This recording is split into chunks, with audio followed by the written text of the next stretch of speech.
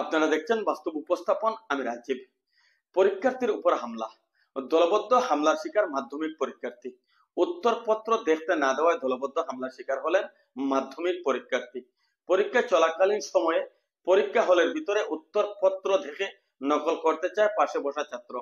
পরীক্ষার্থী নিজের উত্তরপত্র দেখাতে রাজি না হলে পরীক্ষা হলের ভিতরেই বাকবিতণ্ডায় জড়িয়ে পড়ে দুইজন। এক সময় পরীক্ষা গ্রহণের দায়িত্বে থাকা পরীক্ষক এগিয়ে এসে উত্তরপত্র দেখতে যাওয়া পরীক্ষার্থীকে 5 মিনিটের জন্য সাসপেন্ড করেন। পরবর্তী সময়ে পরীক্ষা সমাপ্ত করে উত্তরপত্র জমা দিয়ে বাড়ি ফেরার পথে রাস্তায় উত্তরপত্র দেখতে চাওয়া ছাত্রটি দলবদ্ধভাবে সেই ছাত্রের উপর আক্রমণ করে বসে। দলবদ্ধ আক্রমণে গুরুতর আহত হয় পরীক্ষার্থী।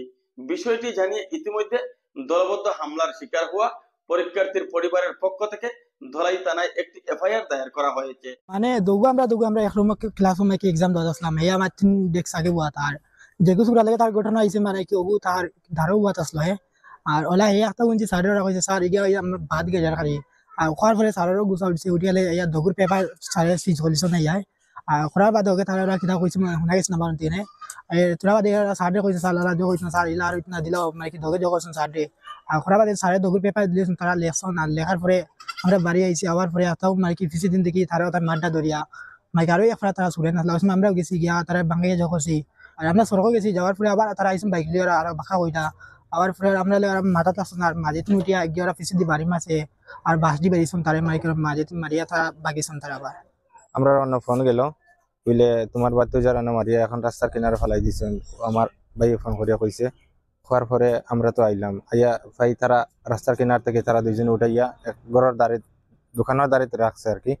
রাখার পরে আমরা আইলাম আওয়ার পরে তো তার কাছ থেকে শুনলাম হে কইলে বলে আমি এক্সাম দিয়ার এক্সামের সময় আর কি আমার কইছে পেপার দেখাইবার কথা।